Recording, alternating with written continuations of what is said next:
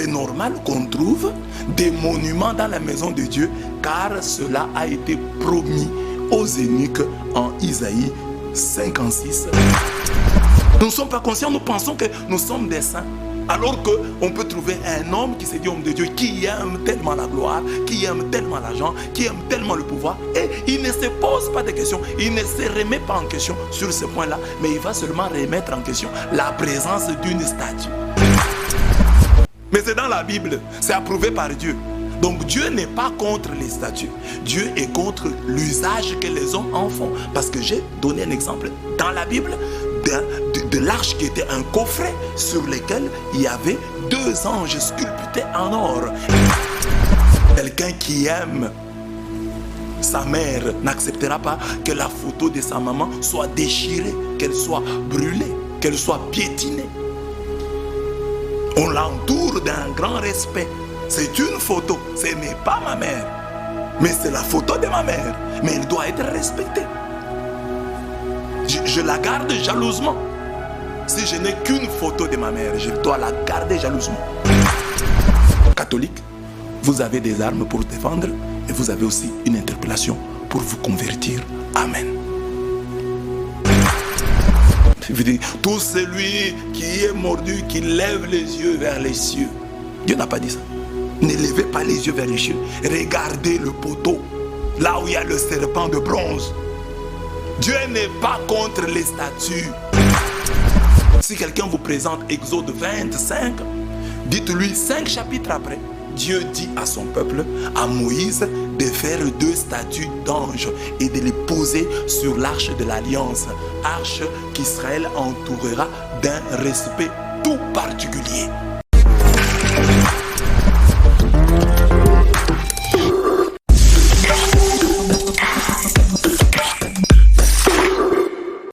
Chers frères et sœurs, bonsoir, bonjour. Je voudrais dans ce format continuer nos méditations sur la foi catholique. Et aujourd'hui, j'ai voulu qu'en quelques minutes, je réponde à une question. Les catholiques sont-ils des idolâtres, oui ou non? L'accusation, bien-aimés frères et sœurs, vous le savez, part d'Exode 20, verset 5. Tu n'auras pas d'autre Dieu devant ma face. Tu ne te feras pas d'image taillée, ni de représentation quelconque des choses qui sont dans les cieux, sur la terre, dans les eaux. Nos frères qui ont quitté l'Église ou qui n'ont jamais été catholiques se fondent sur ce texte et sur bien d'autres pour dire les catholiques sont des idolâtres car nous voyons dans leurs églises des statues, nous voyons dans leurs églises des idoles. C'est le nom qu'ils donnent aux statues qu'ils voient dans nos églises. Et ils disent, ils nous voient nous prosterner devant ces statues qui sont pour eux des idoles. Répondons d'abord à cette question en expliquant d'abord le texte. Exode 25 dit ceci. Tu n'auras pas d'autre Dieu devant ma face. La question, je vous la pose souvent, chers catholiques, est de savoir, si vous êtes catholique et vous avez des doutes, vous devez vous poser cette question. Moi qui suis catholique, que ma conscience me réponde, que mon âme me réponde. Est-ce que je viole Exode 25 qui dit « Tu n'auras pas d'autre Dieu devant ma face ». Car c'est le début, c'est ça l'interdiction fondamentale. L'interdiction principale, c'est de ne pas avoir d'autre Dieu devant la face de Dieu. Est-ce que vous qui êtes catholique, Marie, les saints, les anges et leurs statues sont-ils pour vous catholiques des dieux, oui ou non? Ça c'est une question à laquelle vous-même vous devez répondre avant que les autres ne répondent à votre place. Est-ce que vous sentez-vous dans votre foi que Marie, les saints, les statues des saints que nous avons à l'église, que vous allez avoir chez vous à la maison, prennent-elles, ces statues-là, prennent-elles la place de Dieu dans votre cœur? Prennent-elles la place de Dieu dans votre vie? Voilà la question à laquelle, personnellement, vous devez répondre avant d'être troublé par quelqu'un qui viendrait avec une interprétation alambiquée de ce texte d'Exode 25. Donc, alors, la vraie question, je la pose souvent. Je dis, mais ceux qui nous accusent d'être des idolâtres, on peut leur poser la question. Et vous qui nous accusez d'idolâtrie, l'argent, le sexe, le pouvoir, la télé, le sport, votre travail, votre profession, sont-ils de Dieu pour vous? Prennent-ils ou peuvent-ils prendre la place de Dieu dans votre cœur? À cette deuxième question, et catholiques, et protestants, et pentecôtistes, nous pouvons répondre oui. Parce que justement, l'argent peut prendre la place de Dieu dans nos cœurs. Le sexe, le pouvoir, la profession, le travail peuvent prendre la place de Dieu dans nos vies. Donc, la véritable idolâtrie se trouve ailleurs. Se trouve ailleurs et non dans les statues. Mais puisqu'on parle des statues, arrêtons-nous à elles. Le texte dit ceci. Parce que l'interdiction principale, j'ai dit, tu n'auras pas d'autre Dieu devant ma face. Il expliquait. Tu ne feras pas d'image taillée, d'image sculptée, ni de représentation quelconque. Représentation. Il y a d'un côté image taillée, de l'autre représentation quelconque des choses. Parce que souvent, ça, la question dit des choses qui sont dans les cieux, des choses qui sont sur la terre, des choses qui sont dans les eaux. Alors si je fais une statue de Jésus, Jésus est assis maintenant à la droite de Dieu le Père. Peut-on considérer Jésus comme une chose? Peut-on considérer les anges comme des choses? Peut-on considérer les saints, la Vierge Marie comme une chose? Parce que c'est représentation quelconque des choses. D'abord là il y a un problème, hein, l'interprétation des choses. Mais laissons cette question-là des choses. Alors j'ai dit, tu ne feras pas d'image taillée, tu ne te prosterneras pas devant ces dieux, hein, devant elle, dit Louis II, devant ces images et ces choses. Mais les autres versions disent, tu ne te prosterneras pas devant ces dieux. Parce que le début c'était, tu n'auras pas d'autre Dieu devant ma face. Tu ne te prosterneras pas devant ces dieux. Par là nous comprenons que les images à ne pas servir, des images devant lesquelles on ne doit pas se prosterner, ce sont des images taillées, des représentations quelconques, considérées comme des divinités, considérées comme des dieux, et donc des idoles. C'est ça. Donc Dieu interdit ici l'adoration des idoles. L'adoration des idoles. Dieu n'interdit pas la fabrication des statues. Parce que dans la Bible, il y a des textes, je vais les montrer, où Dieu recommande à ses enfants de sculpter, d'avoir des statues. Dieu n'est donc pas contre les statues, Dieu est contre les mauvais usages que les hommes peuvent en faire. Donc, les images ne sont pas proscrites par Dieu pour ce qu'elles sont, parce qu'elles sont des images, mais pour le service auquel on les destine. Sinon, si tout le monde avait compris ou comprenait littéralement ces textes, ce serait la mort des arts plastiques. Dieu serait donc contre l'architecture, parce qu'on peut trouver des maisons qui ont la forme d'un animal, d'un objet, et même des personnes. On peut trouver, ça nous sommes dans l'architecture, on peut trouver aussi dans la sculpture. Dieu serait-il contre la sculpture? Dieu serait-il contre le monument de Lumumba? Dieu serait-il contre le monument qu'on trouve à la Fikine, à la foire internationale de Kinshasa? Dieu serait-il contre l'aigle représenté sur les temples des branhamistes? Dieu serait-il contre les jouets de nos enfants? Dieu serait-il contre les poupées? Voilà la question qu'on peut se poser. Dieu serait-il contre la peinture? Parce qu'on dit représentation quelconque. Dieu serait contre le dessin. Dessiner un poisson serait mauvais. Dessiner un aigle serait mauvais. Dieu serait-il contre la photographie?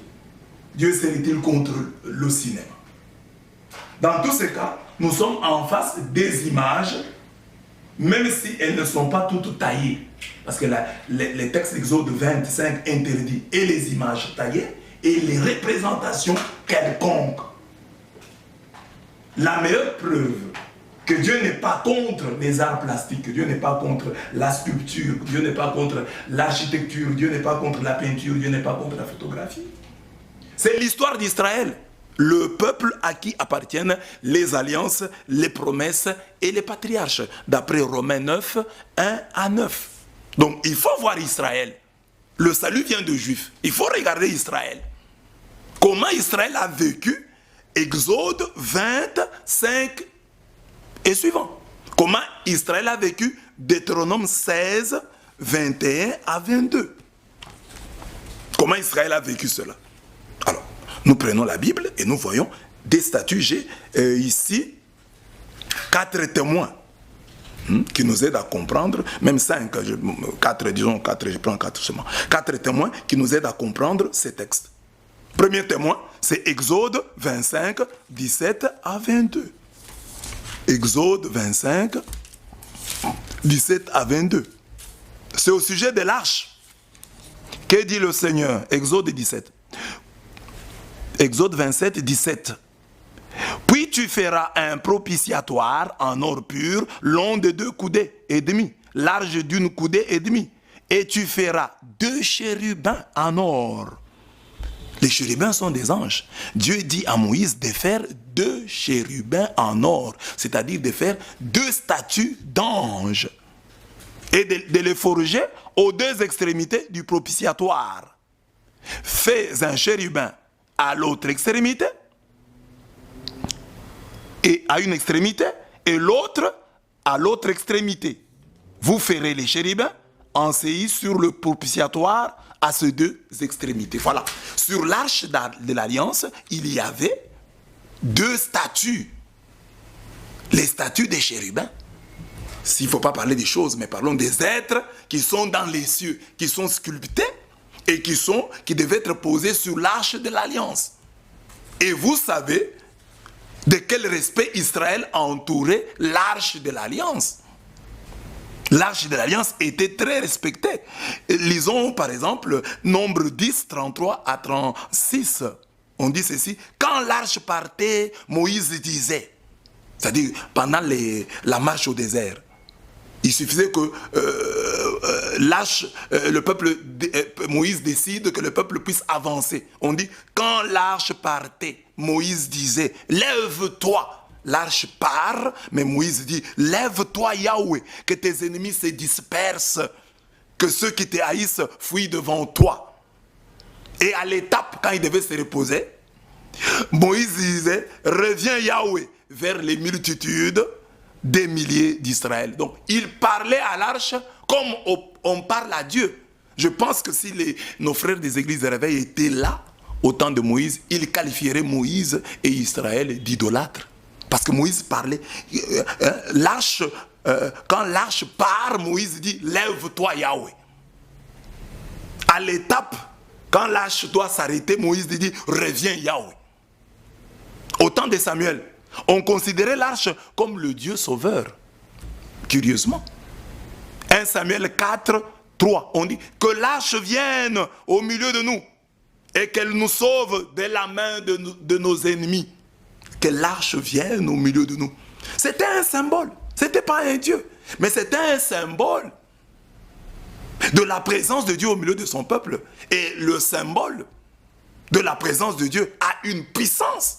Parce que tout ce qui appartient à Dieu est revêtu de cette puissance divine. Nous voyons les pasteurs qui critiquent là, utiliser des mouchoirs. Bon, on ne sait pas si c'est la puissance de Dieu, mais on les voit quand même utiliser des mouchoirs. Mais ici, c'est dans la Bible. L'arche de Dieu. Le peuple dit que l'arche vienne au milieu de nous et qu'elle nous sauve de la main de nos ennemis. Et quand l'arche arriva au camp, tout Israël poussa une grande acclamation et la terre trembla. Les Philistins entendirent le bruit de l'acclamation et eurent peur. 1 Samuel 4, 5. L'arche, quand il arrive, le peuple acclame. C'était des idolâtres, parce que sur l'arche, il y avait des statues. C'est de l'idolâtrie, ça. Mais c'est dans la Bible, c'est approuvé par Dieu. Donc Dieu n'est pas contre les statues, Dieu est contre l'usage que les hommes en font. Parce que j'ai donné un exemple dans la Bible de l'arche qui était un coffret sur lequel il y avait 2 anges sculptés en or. Et cette arche était entourée d'un respect, d'un grand respect par le peuple de l'Alliance, le peuple d'Israël, à qui appartiennent les alliances, les promesses et les patriarches. Quand l'arche arrive au camp, tout Israël pousse une grande acclamation. Quand l'arche est prise, c'est très grave. Ayant appris la nouvelle, le prêtre Élie tomba de son siège à la renverse. Sa nuque se brisa et il mourut. Il meurt parce qu'on a enlevé l'arche, on a pris l'arche. Élie était-il idolâtre? Il meurt, il tombe, il meurt. Parce que on a enlevé, on a pris l'arche. C'est dans la Bible, mes bien-aimés. 1 Samuel 4, 19. Et c'est là qu'on parle de l'Ikabod. Parce qu'on a pris l'arche. C'est comme si l'Israélien disait qu'on nous frappe, nous l'acceptons. Qu'on nous tue, nous pouvons l'accepter. Mais qu'on prenne l'arche, non, là c'est fini. La gloire n'est plus en Israël. La gloire a été bannie d'Israël. Si nos ennemis peuvent nous battre, nous tuer et nous arracher l'arche. Car le prêtre Élie tombe à la renverse et se brise la nuque juste quand il apprend qu'on a pris l'arche. Quand on lui dit, mais tes enfants sont morts, il était encore debout. Quand on lui dit, on a pris l'arche, il est tombé, il est mort. On ne blague pas avec l'arche de Dieu. Tout ce qui est consacré à Dieu doit être pris au sérieux. Même si la Bible, même si les images et les statues de notre Seigneur, les statues de la Vierge Marie, notre mère, les statues des saints, le chapelet, ne sont pas des divinités. Ils doivent néanmoins être entourés d'un grand respect. Et c'est ce grand respect que nous, catholiques, nous appelons la vénération. Comme quelqu'un ne peut pas accepter qu'on déchire le drapeau de son pays, qu'on le brûle. À moins qu'il soit contre le pays. Mais quelqu'un qui aime son pays ne voudra pas, n'acceptera pas que le drapeau de son pays soit brûlé. Quelqu'un qui aime sa mère n'acceptera pas que la photo de sa maman soit déchirée, qu'elle soit brûlée, qu'elle soit piétinée. On l'entoure d'un grand respect. C'est une photo, ce n'est pas ma mère, mais c'est la photo de ma mère. Mais elle doit être respectée. Je la garde jalousement. Si je n'ai qu'une photo de ma mère, je dois la garder jalousement. Même si c'est juste une représentation. Parce que toutes les photos les photos peuvent être réussies, mais il y a des photos qui ne sont pas de bonne qualité. Mais même alors, si c'est l'unique, nous les gardons. Parce que les gens peuvent poser la question, mais est-ce que vous êtes sûr que la femme qui est là, c'est la Vierge? Non, non, c'est la représentation de la Vierge Marie. Le monsieur qui est là, est-ce que c'est Jésus? C'est la représentation de Jésus. Et parfois, je ris dans ma barbe quand je vois des gens dire, voilà, cette photo-là, ce n'est pas la photo de Jésus. Alors, j'entends un prophète, un pasteur dire qu'il a rêvé Jésus. Alors, il a vu dans le songe Jésus. Comment il a su que c'était Jésus? Il était comment le Jésus du songe? Lorsque vous suivez, vous trouverez que le Jésus du songe là est proche du Jésus de nos représentations de chaque jour. Voilà. David dansait devant l'arche.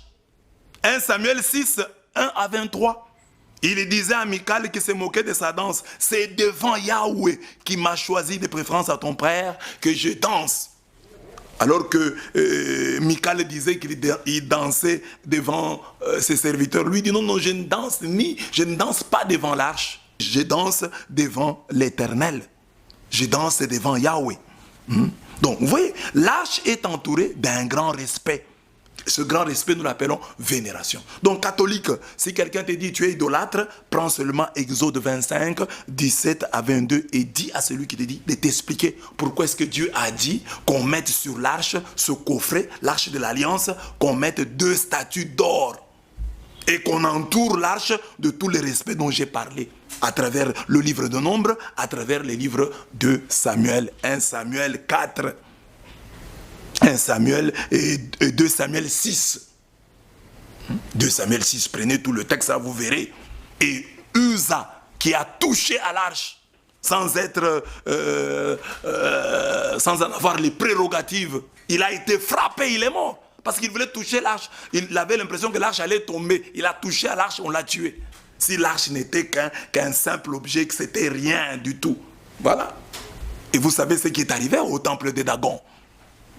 Dagon, qui était le Dieu, est tombé devant le symbole de Dieu, les symboles de la présence de Dieu. Et ce texte-là, dans les églises, on prêche dessus, on dit la puissance de Dieu. Mais c'est l'arche. L'arche qui a été mise à côté du Dieu Dagon. Et l'arche a écroulé Dagon. Voilà, nous avons là un premier texte. Exode 25, 27 à 22. Si quelqu'un vous présente Exode 25, dites-lui 5 chapitres après, Dieu dit à son peuple, à Moïse, de faire 2 statues d'anges et de les poser sur l'arche de l'alliance. Arche qu'Israël entourera d'un respect tout particulier. Premier témoin. Deuxième témoin, c'est les serpents d'airain. C'est dans la Bible. Nous sommes en Nombre 21, 1 à 9, texte connu par tout le monde, de tout le monde. Si Dieu était contre les arts plastiques, Israël n'aurait jamais vécu l'épisode du serpent d'airain, du serpent de bronze. Ce jour-là, Dieu qui avait interdit les statues, en Exode 20, verset 5, plaça le salut de son peuple dans la contemplation d'une statue. Et quelle statue? La statue d'un serpent. Ce jour-là, pour être sauvé, Dieu pouvait dire, tout celui qui sera mordu par les serpents, qu'il crie Alléluia, qu'il dise Amen, et il sera sauvé. Dieu n'a pas dit ça. Il dit, tout celui qui sera mordu doit regarder le serpent de bronze que Moïse a exposé sur le poteau.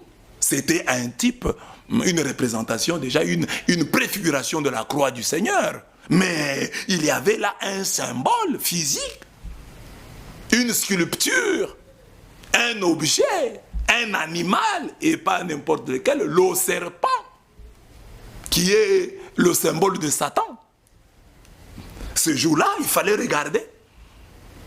Les serpents vous mordent, vous regardez l'autre serpent, serpent contre serpent.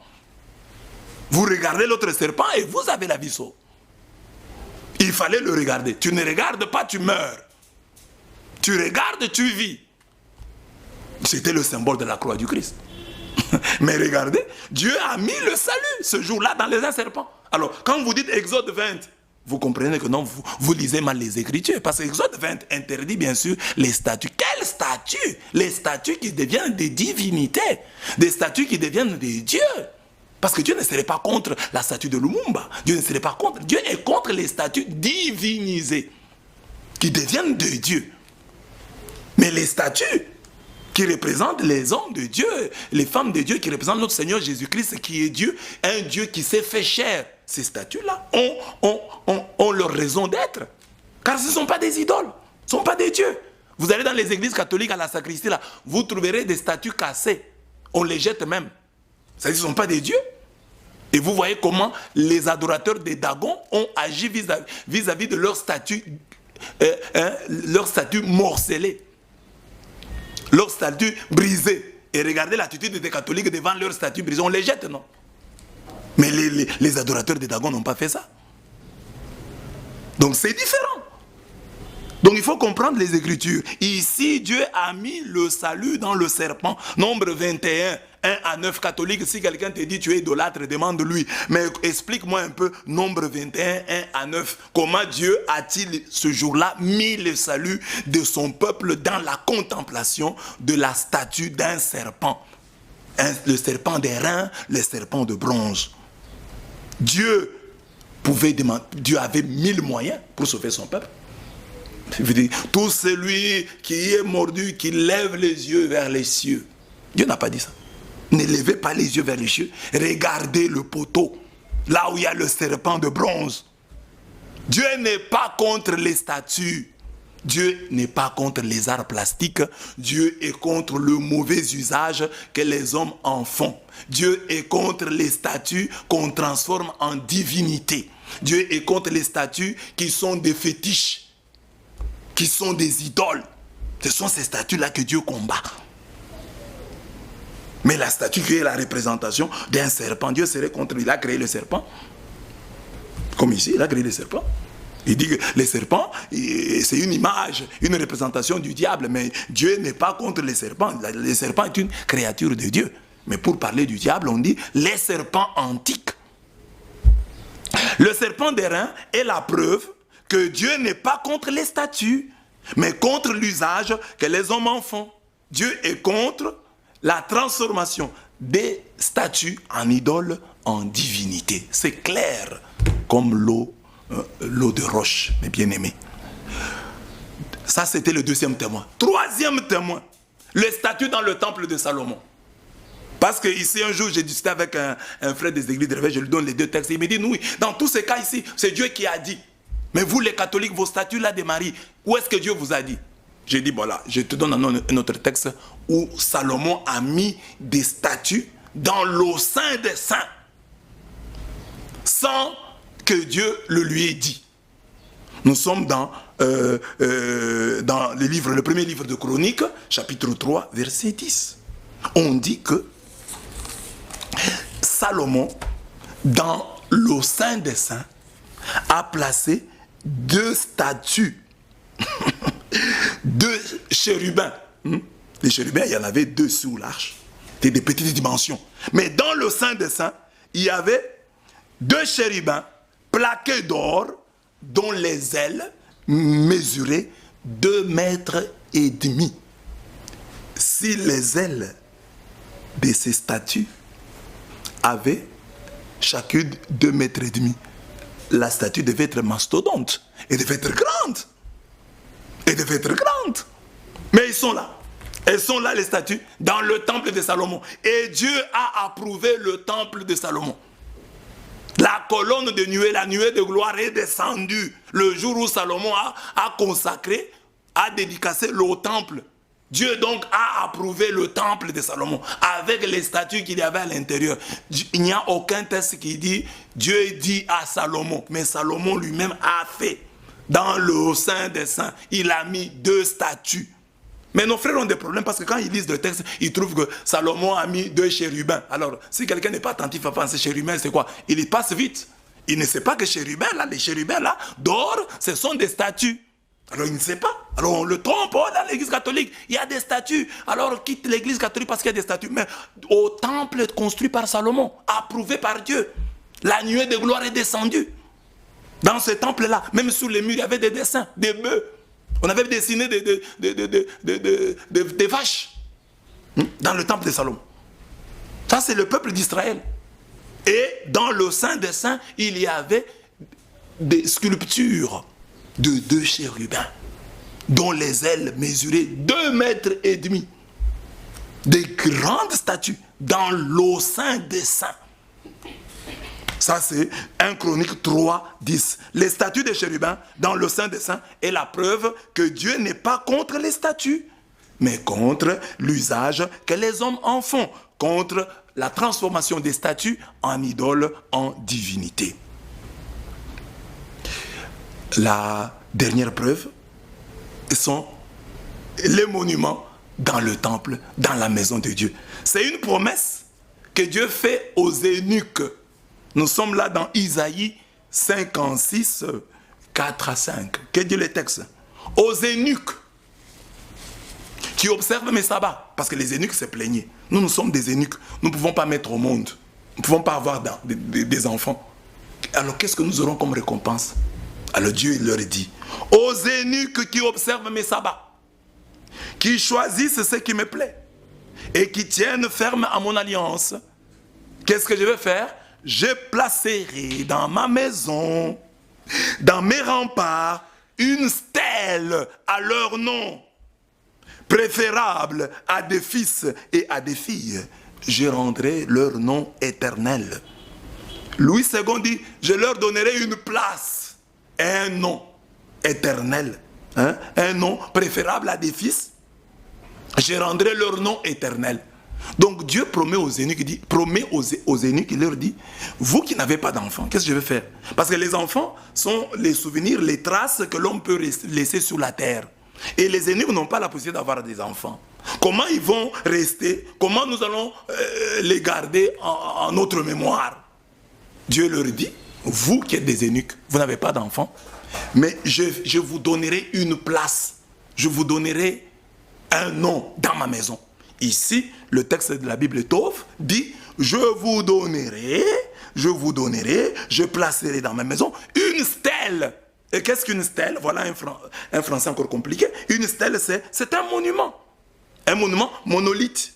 Monolithe qui porte une inscription. Qui porte une inscription. C'est un monument. Dieu dit aux eunuques, je ferai pour vous un monument dans ma maison. Donc les eunuques ont un souvenir dans la maison de Dieu. Alors j'ai dit souvent aux catholiques pour rire, mais c'est profond, je leur dis, si vous voyez quelqu'un de l'église de la veille qui vous critique sur les statues, dites-lui, mais nous chez les catholiques, on n'a même pas de statues. Parce que dans le Saint des Saints, il y avait des statues de 2,5 mètres. Nous avons des petites statues. Mais dans le Saint des Saints, il y avait des grandes statues. Donc l'église catholique n'a encore rien fait. Et Dieu promet en Isaïe 56, 4 à 5, aux eunuques, à ceux qui lui seront fidèles, il leur promet à chacun un monument, une stèle, un mémorial dans sa maison.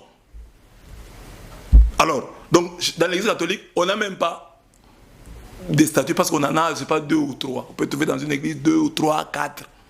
Mais ici, on dit à chacun des eunuques, tous ceux qui ont gardé les sabbats de Dieu, tous ceux qui sont restés fidèles à Dieu, on doit normalement leur donner une place, c'est Dieu lui-même qui a décidé ça, une place et une stèle, un monument dans la maison de Dieu. Donc, c'est normal qu'on trouve des monuments dans la maison de Dieu, car cela a été promis aux eunuques en Isaïe 56, 4 à 5.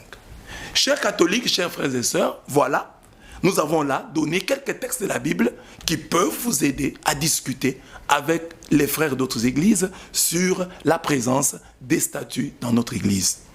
Mais le vrai problème, pour vous catholiques et pour vous frères d'autres églises, c'est de nous poser la question, pourquoi Dieu a-t-il interdit les statues?